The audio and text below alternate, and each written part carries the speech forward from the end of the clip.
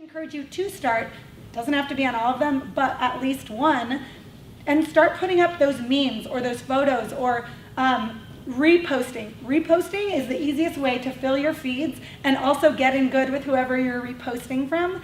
Doesn't even need to be yours, and people love it. They welcome you sharing their things. So filling your feed with that. And also there's really into take homes like the YouTube or My Mental Nugget.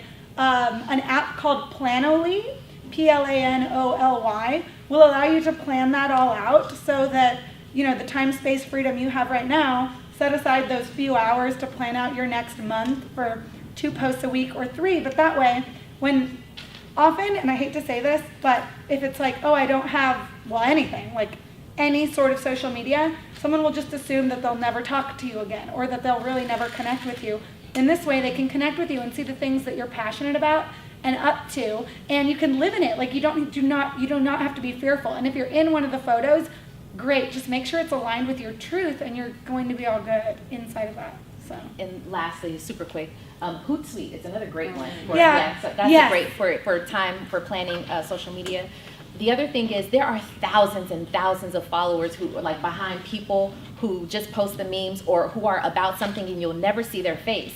And it's still so cool because it tells you about the person who's posting those things, because that's your voice still. So it still opens up opportunity. People are like, I want to have the person who sits behind that, that social media platform, and they post those types of things. And so there's still opportunity that way if you want to grow.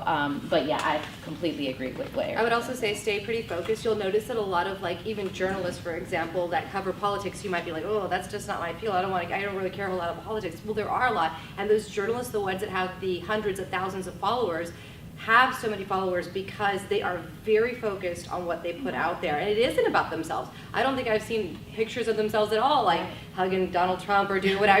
It is literally about I cover the White House, and I cover it on a conservative basis, or I cover it on a liberal basis, whatever it might be, and they stay so focused.